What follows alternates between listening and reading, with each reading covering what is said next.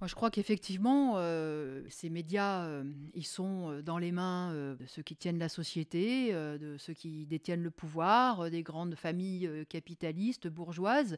Et de toute façon, ces médias relayent leur idéologie. Attends, pause. C'est quoi le Crime Média? On est une équipe qui vous propose du contenu vidéo respectant 3 piliers: le débat, l'ouverture d'esprit et la pluralité des opinions. Notre but, faire réfléchir et permettre la libre circulation des idées. Bonne vidéo.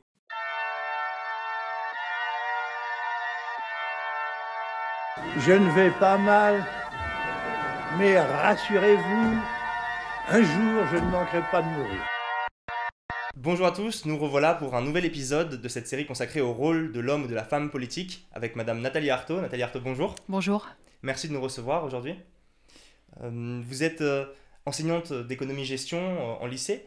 Vous êtes porte-parole du parti Lutte ouvrière depuis 2008 et vous avez accompagné déjà auparavant Arlette Laguillet dans son engagement politique.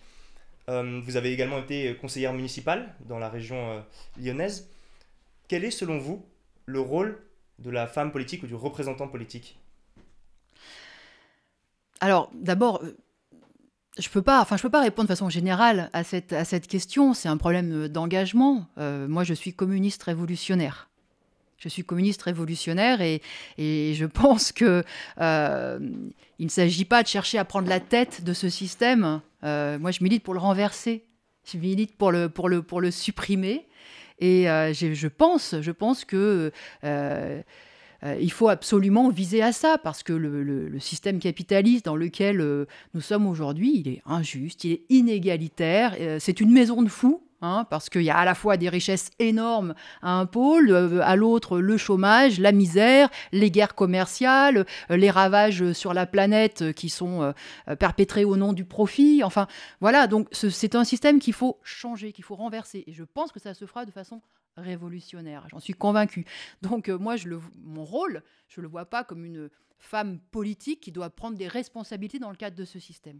Mon rôle, je le vois comme une militante révolutionnaire qui eh bien, va pousser à faire naître, à généraliser cette conscience. Donc, contrairement à d'autres courants marxistes, notamment qui étaient représentés par le Parti ouvrier international, qui pratiquaient l'entrisme dans d'autres partis, c'est-à-dire le fait d'intégrer des partis et d'essayer de changer le système par l'intérieur, vous considérez qu'il faut le changer plutôt par l'extérieur? Je pense qu'on peut aussi parler du Parti communiste français qui se prétend toujours marxiste aujourd'hui, y compris communiste aujourd'hui, et qui a été un parti, et qui est toujours d'ailleurs, qui aspire en tout cas à redevenir un parti de gouvernement. Aujourd'hui, c'est la politique du Parti communiste, celle de la France insoumise et de Jean-Luc Mélenchon, c'est de remplacer Macron en fin de compte. Eh ben moi, je le dis, ce n'est absolument pas ma perspective, parce que je pense que ceux qui sont à la tête du gouvernement, ils ne détiennent pas le pouvoir, en fait. Ils ne détiennent pas le véritable pouvoir. Le pouvoir, c'est celui c'est celui du capital, du grand capital. Ceux qui, aujourd'hui, dominent l'économie. Ce sont les grands groupes, les multinationales, qui imposent finalement leurs lois en décidant de ce qu'ils vont produire ou pas produire, là où ils vont investir ou pas, et en décidant y compris fabriquer le chômage de masse, au nom de leurs profits, au nom de leurs dividendes, de leurs cours boursiers. Donc c'est ça le véritable pouvoir. Et c'est un pouvoir auquel se heurtent finalement tous ceux qui gouvernent. Alors certains, de toute façon, je pense à Macron par exemple, je pense aussi à Le Pen, ça leur pose aucun problème, ils le justifient, ils estiment que c'est de toute façon la seule façon de fonctionner. Bon, Jean-Luc Mélenchon, la France Insoumise ou le Parti communiste ont quand même les velléités de faire en sorte que les classes populaires, que le monde du travail soit mieux reconnu. Ils ont cette ambition-là, mais je le dis, y compris s'ils arrivaient à nouveau à la tête du gouvernement, en fait, il céderait une fois de plus aux forces de ce grand capital, et il décevrait et il trahirait finalement les intérêts des travailleurs, comme Hollande, comme Jospin, comme Mitterrand en son temps. C'est peut-être loin pour vous, mais ça a été une grande expérience pour le mouvement ouvrier, qui a d'ailleurs, je crois, qui est responsable aujourd'hui d'une grande partie de la désorientation que l'on perçoit dans le monde ouvrier. Donc selon vous, le rôle au final de l'engagement politique, c'est d'aller plus loin que la création du 6ème République, c'est d'aller plus loin que de critiquer peut-être la faillite de l'État et du système, c'est de faire table rase, comme on dit dans la chanson. Disons que c'est une formule, faire table rase.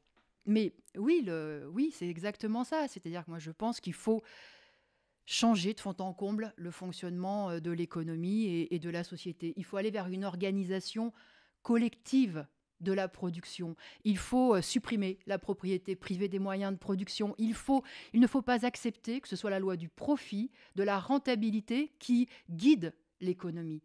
Il faut que l'économie, que les moyens de production soient mis au service de nos besoins véritables. Produire ni trop, ni trop peu.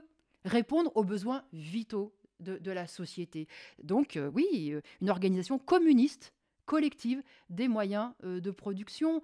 Et je pense que pour moi une évidence. Il faut que ce soit ceux qui font tourner cette économie, cette société, le monde du travail, de l'ouvrier jusqu'au plus qualifié, jusqu'au pilote d'avion, tous ceux qui travaillent doivent aussi et doivent surtout prendre les décisions.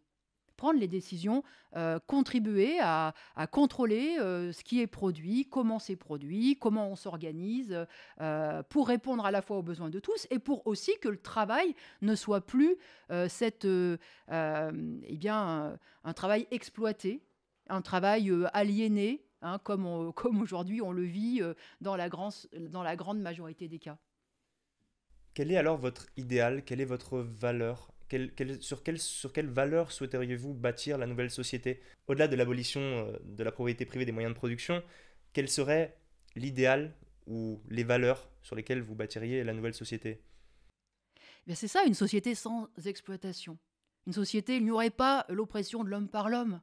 Une société qui ne serait pas guidée, encore une fois, par l'argent, par l'appât du gain, mais une société qui s'organiserait pour répondre aux besoins de tous. Et quand je parle des besoins de tous, je raisonne à l'échelle de la planète, parce que ma révolte, mon ambition, c'est de changer encore une fois toute la société, pour l'humanité tout entière. Et de ce point de vue-là, moi je suis profondément internationaliste, c'est-à-dire que internationaliste de cœur, parce que pour moi, le sort d'un être humain, où que ce soit sur la planète, me concerne, me touche.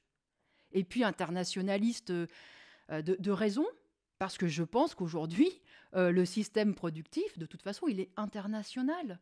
Et on a besoin de toute cette chaîne de production qui, souvent, met en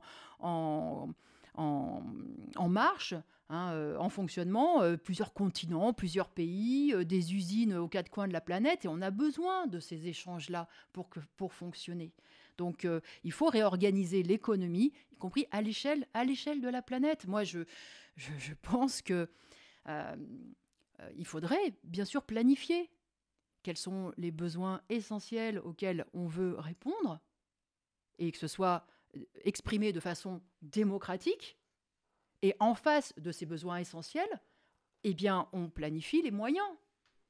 Combien nous faut-il, quels investissements faut-il dans tel ou tel secteur, dans tel ou tel domaine, où est-ce qu'il faut mettre la force de travail? Ça devrait être des choix collectifs réfléchis.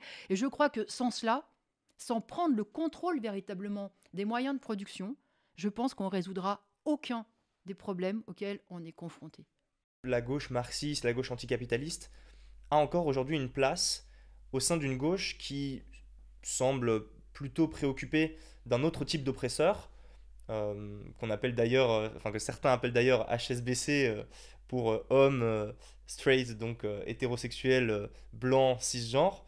Est-ce que une gauche qui est plutôt orientée vers des droits de minorités ethniques, de minorités sexuelles, c'est quelque chose qui vous parle? Et est-ce que le logiciel de pensée que vous défendez, le logiciel marxiste, est-il pertinent pour interpréter aujourd'hui les mouvements sociaux, pour interpréter, je dirais, les revendications de minorités qui sont autres.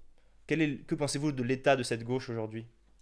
Alors d'abord, c'est vrai que nous ne nous revendiquons pas de la gauche, hein, et sûrement pas de la gauche gouvernementale, encore une fois, pour les raisons que j'ai expliquées. Hein. Pour nous, la société capitaliste est à renverser. Hein. Le pouvoir économique et politique, hein, de la bourgeoisie est à renverser. Donc ça fait... Voilà, nous ne sommes pas dans une continuité, comment dire, l'aile extrême de la gauche gouvernementale. On a un autre projet, d'autres perspectives qu'on défend auprès du monde du travail. Et c'est pas seulement, comment dire, on n'a pas sorti cette perspective-là de notre petite tête. C'est une réalité sociale. Hein. C'est qu'aujourd'hui, la société, elle est divisée en classes sociales. Elle est divisée en classes sociales. Et pour nous, la première division de la société, elle est sociale. Elle est sociale. Il y a d'un côté ceux qui doivent travailler pour vivre, pour gagner leur vie, qui doivent aller vendre leur force de travail, qui n'ont pas de capitaux, Est-ce que les autres qui sont divisions, dépendants.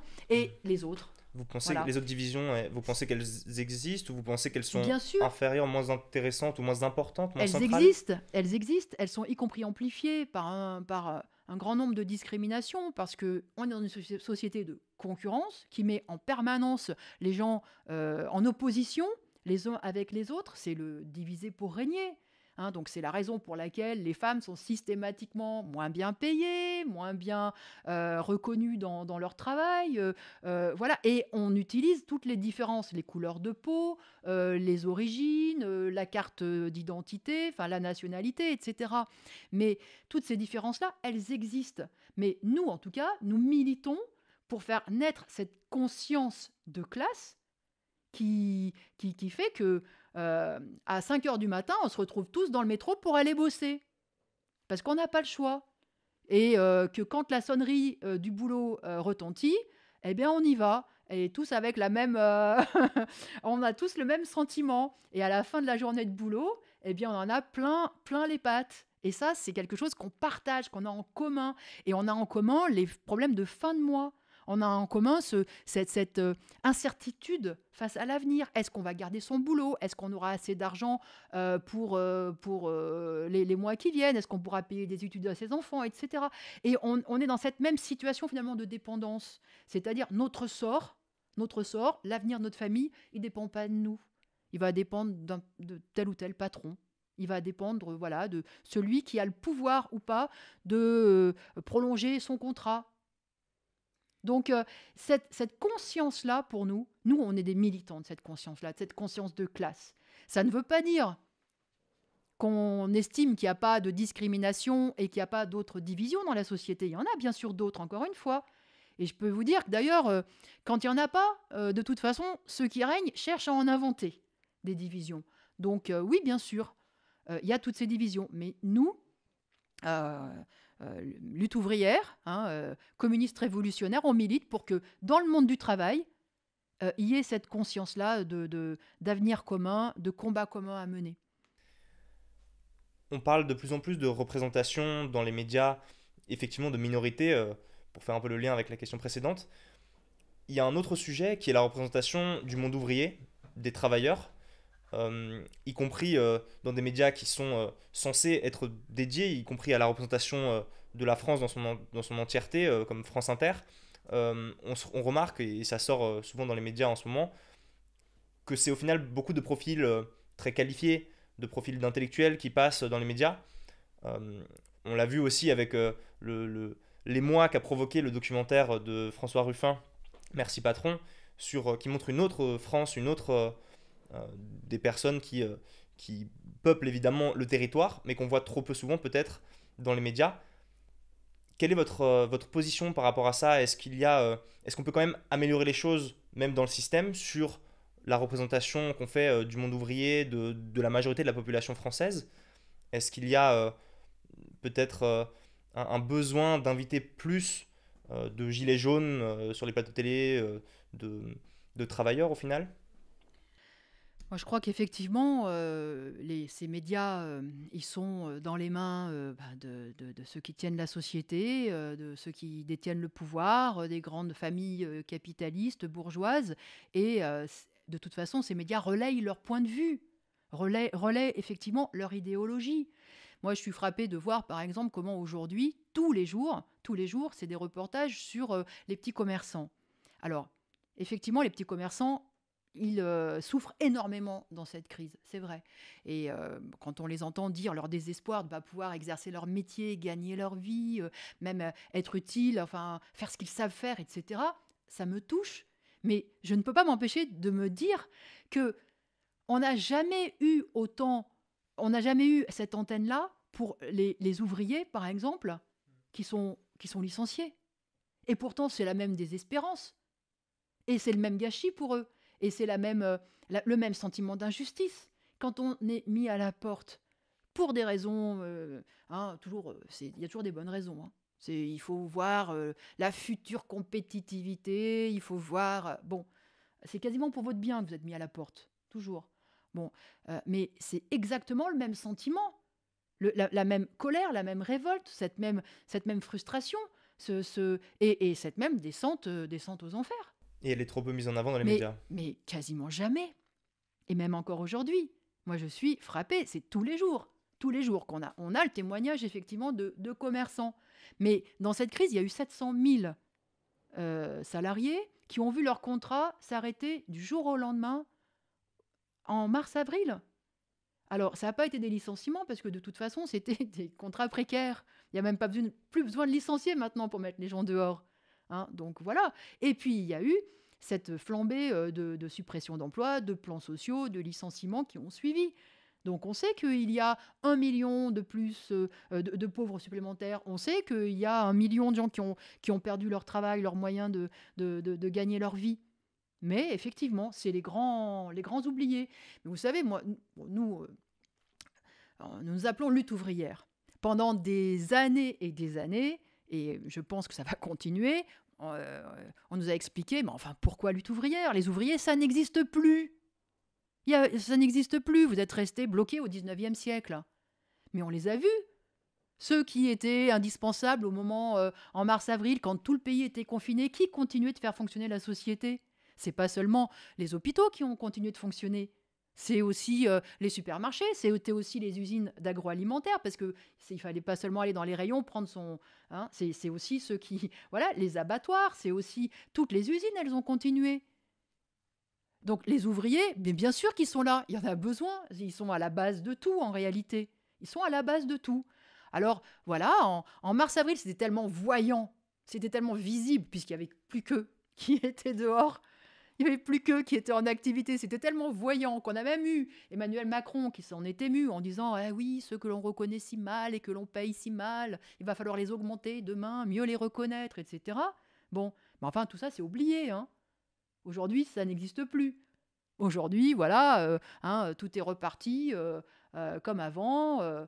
Bon, moi, j'espère que, y compris réfléchir à ce qui s'est passé, c'est aussi réfléchir à ça. Le rôle, justement, aujourd'hui, du monde du travail dans la société. L'Assemblée nationale, elle a pu s'arrêter, Il n'y a pas de problème, Les collectivités locales, elles sont très peu réunies. Enfin, il y a eu... Voilà. Mais par contre, ramasser les ordures, ça ne s'est jamais arrêté. Les hôpitaux ne sont jamais arrêtés. Les usines qui nous fournissent tout ce dont on a besoin pour vivre, ça ne s'est jamais arrêté. Et les travailleurs, ils ont pris leurs risques. Et ils ont été responsables pour 2, pour 1000, y compris... Pour le gouvernement, ils ont été responsables parce que eux, ils ont risqué leur peau, il faut le dire, dans une situation où il n'y avait rien pour se protéger, et ils y sont allés au charbon. Ils ont pris des initiatives, ils n'ont pas attendu que les consignes elles tombent d'en haut, heureusement d'ailleurs. Alors moi, c'est tout ça que je remarque et qui me conforte dans mon engagement. Ceux qui font tourner la société au jour le jour, oui, ils sont responsables. Et moi, c'est en eux que je fais confiance.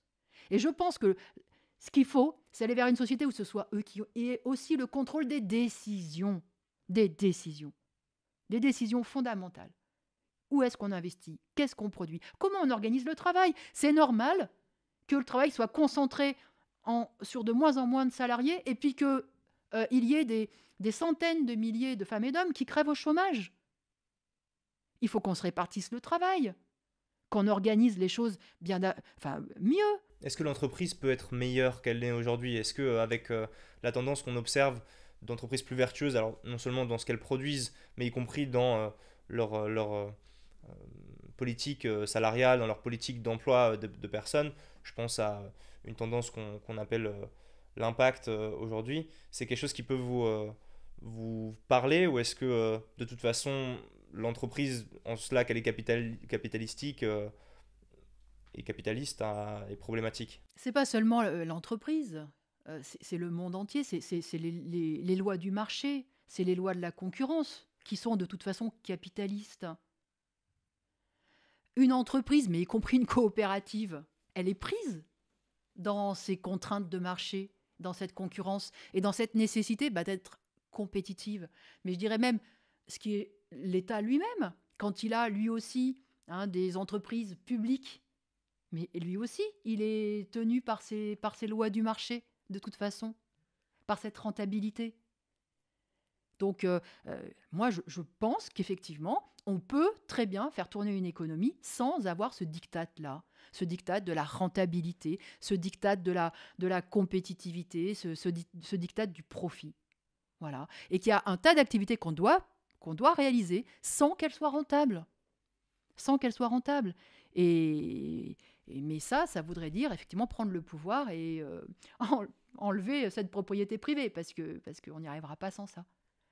Pour aller vers la fin, nous avons pour habitude de poser 2 questions en conclusion à nos invités. D'abord, qui est-ce que vous souhaiteriez voir assis à votre place dans cette interview du rôle de l'homme ou de la femme politique? Un ouvrier peut-être, ou...